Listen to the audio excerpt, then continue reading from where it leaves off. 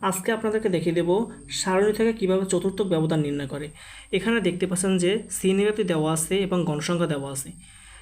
25 থেকে 30, 30 থেকে 35, 35 থেকে 40, 40 থেকে 45, 45 থেকে 50, 50 থেকে 55, এগুলো হলো শ্রেণীব্যাপ্তি দেওয়া আছে এবং গণসংখ্যা দেওয়া আছে 11, 15, 20, 23, 27 এবং 14।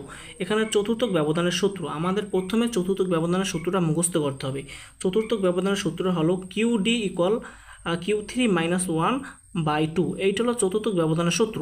এই সূত্রটা প্রথমে মুখস্থ করতে হবে এবং Q1 এবং Q3 আরেকটা সূত্র আছে, এই সূত্রটা আমাদের মুখস্থ করতে হবে। Q1 মানে প্রথম চতুর্থকের সূত্র হলো L+N/4 -FC বাই F গুণ C এবং Q3-র সূত্রটা হলো তৃতীয় চতুর্থক L+3N/4 -FC বাই F গুণ C।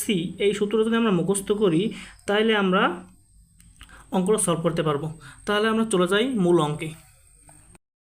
প্রথমে আমরা একটা সারণী তৈরি করব। এখানে শ্রেণীব্যাপ্তি হলো, আমরা প্রশ্নেই পাইছি এখানে এই যে শ্রেণীব্যাপ্তিগুলো, এগুলোই আমরা এখানে সুন্দর করে লিখব শ্রেণীব্যাপ্তিগুলো এখানে। তারপর গণসংখ্যা হলো এফটা আমরা এইখানে যে গণসংখ্যাটা প্রশ্নে পাইছি এটা আমরা এখানে সুন্দর করে লিখব এই গণসংখ্যা।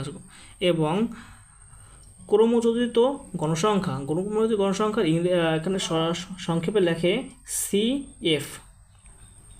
এখন ক্রমযোজিত গণসংখ্যা কীভাবে বের করব? এখানে প্রথম আছে 11, এখানে 11 লিখব। 11-র সাথে এই 11-র সাথে এই 15 যোগ করলে হয় 26, এই 26-এর সাথে এই 20 যোগ করলে হয় 46, এই 46-এর সাথে এই 23 যদি যোগ করি তাহলে হয় 69, এই 69-এর সাথে যদি এই 27 যোগ করি তাহলে হবে 96, 96-এর সাথে যদি এই 14 যোগ করি তাহলে হবে 110। তাহলে আমাদের একটা সারণী তৈরি করা হলো। তারপরে আমরা যাব প্রথম চতুর্থক Q1-এর সূত্রটা বসে আমরা মানটা বের করব। আমরা এখন প্রথম চতুর্থকের মানটা প্রথম বের করব এবং তৃতীয় চতুর্থকের মানটা বের করব, তাহলে আমরা চতুর্থক ব্যবধান অঙ্কটা সমাধান করতে পারব। প্রথমে আমরা প্রথম চতুর্থকের মানটা বের করব। এখানে এইটা হলো সূত্র, এই যেটা দেখতে পাচ্ছেন এটা হলো সূত্র। এখানে সূত্রটারে প্রথমে মান বের করতে হবে, এল এর মানটা আমরা বের করতে হবে এবং N/4-এর মানটা আমাদের বের করতে হবে এবং FC-র মানটা বের করতে হবে এবং F-এর মান বের করতে হবে এবং C-র মানটা বের করতে হবে। এই মানগুলো যদি আমরা বের করতে পারি তাহলে আমরা অঙ্ক সমাধান করতে পারবো। প্রথমেই এই অঙ্ক সবথেকে গুরুত্বপূর্ণ হলো N-এর মান। এখানে গণসংখ্যা যেগুলো দেওয়া আছে এগুলো সবগুলো যোগ করলে আমরা N-এর মানটা পেয়ে যাব। তারপরে আমরা L-এর মানটা বের করবো কীভাবে? L-এর মানটা বের করতে হলে আমাদের প্রয়োজন N/4। এখানে একটা জিনিস খেয়াল করবেন যে প্রথম চতুর্থকে আমরা সবসময় N/4, এখানে N/4 এটা দ্বারা সবসময় N-কে 4 দ্বারা ভাগ করব এখানে প্রথম চতুর্থকের ক্ষেত্রে। এখানে N-এর মান পেয়েছি 110, 110কে আমরা 4 দ্বারা ভাগ করলে পাই 27.5 তম পদ। এখানে CF মানে ক্রমযোজিত গণসংখ্যার কলামের 46-এর মধ্যে রয়েছে, তাই QCN হলো 35 থেকে 40।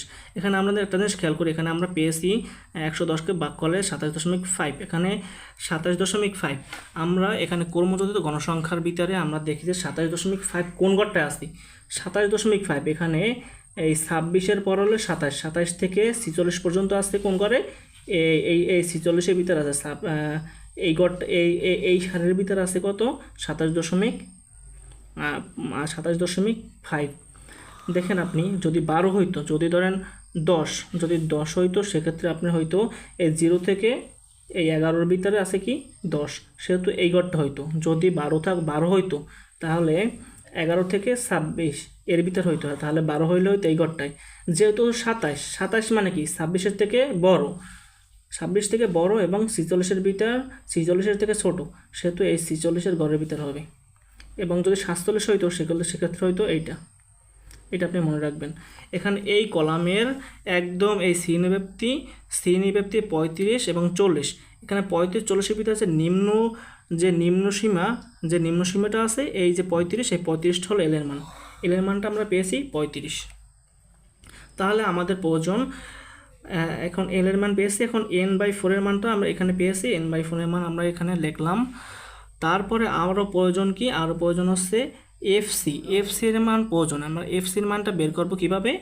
এফসির মান বের করব এইখানে যে আমরা যে পেয়েছিলাম যে 46, এই ক্রমোদিত গণসংখ্যায় যে এখানে 46 পেয়েছিলাম, 46-এর উপরের যে মানটা এই 26, এই 26টা হলো সবসময় এই যে এফসির মান ধরতে হইবে। আমরা যে এখানে যে মানটা পাবো, এই যে সারিটা পাবো, এই সারিটার যে 46 যে ধরছি, এইটার উপরের সংখ্যাটা সবসময় ধরবো। উপরের সংখ্যা 26, এই 26 হলো যাইয়া এফসির মান। আরেকটা মান প্রয়োজন হচ্ছে এফ কিউ1। এফ হলো যে গণসংখ্যা, এখানে গণসংখ্যাটা আমরা ধরবো কীভাবে? গণসংখ্যা ধরবো এইখানে যে 46টা যে আমরা নিছি, এখানে 46-এর এই সোজাসুজি সারণীতে যে এই যে গণসংখ্যার যে মানটা আছে 20, এই মানটা হলো এর মান, এফ কিউর মান হলো এই 20। তারপরে এই সি কি? সি হলো সি নিবাবধান। এখানে যে সি নিবাবধান দেখেন যে 25 থেকে 30, এর ভিতরে সি ব্যবধান হলো মাত্র 5, এখানে 5, সি এর মান হলো 5। এখানে 45 থেকে 50-এর মান হলো 5, এখানে প্রতিটা সিনে মাত্র 5 ব্যবধান, এই জন্য সি এর মান হলো 5। তাহলে আমরা অঙ্কটা ওখানে মানগুলো বসিয়ে দিই। এল এর মান আমরা পেয়েছি 35, এই 35 আমরা এখানে বসিয়ে দিলাম, এবং n/4 এর মান আমরা পাইছি 27.5, এখানে বসিয়ে দিলাম, এবং এই এফসির মান পেয়েছি 26 আমরা এখানে বসিয়ে দিলাম, এবং সির মান পেয়েছি 5 বসিয়ে দিলাম, এবং এফ কিউর মান পেয়েছি 20 বসিয়ে দিলাম।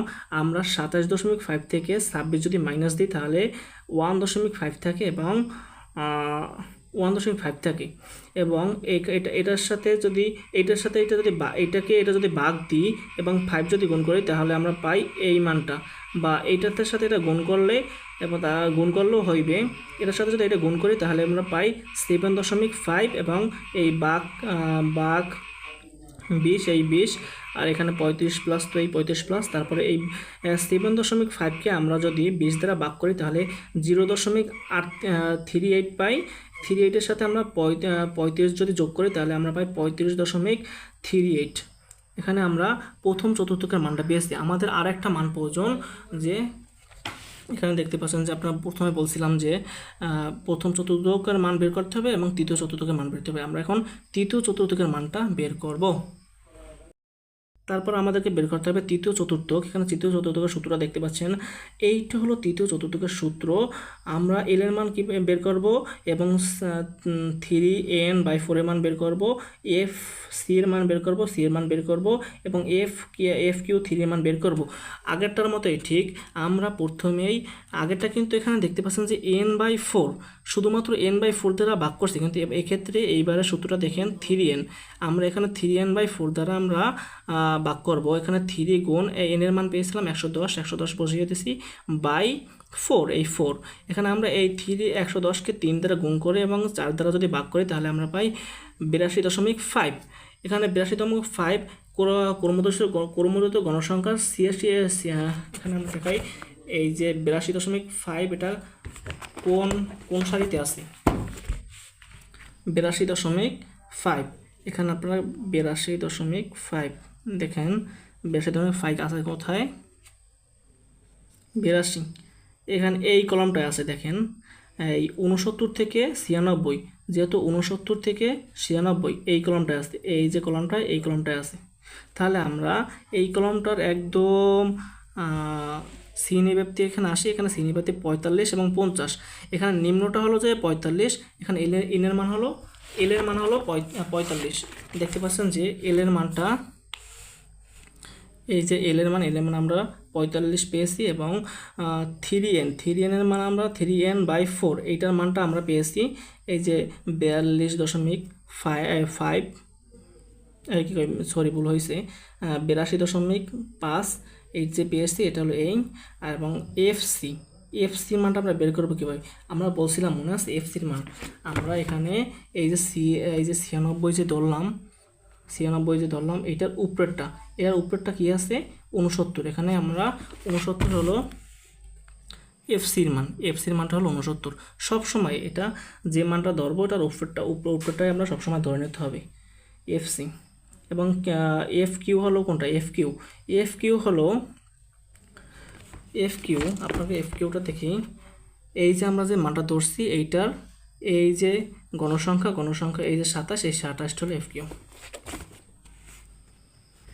কিউ 3 27। তারপর সি হলো সি নিব্যক্তি তো 5 আমরা আগে দেখিয়ে দিয়েছি। তারপরে আমরা এখানে মানগুলো এখানে বসিয়ে দিলাম।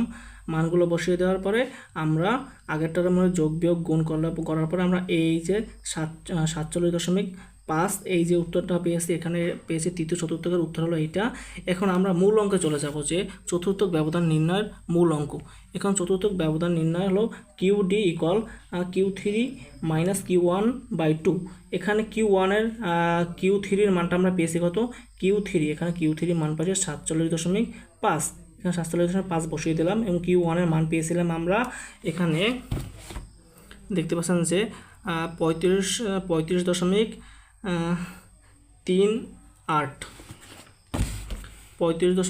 এখানে বসিয়ে দিলাম।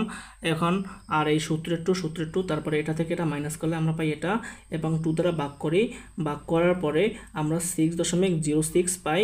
এইটা হলো উত্তর।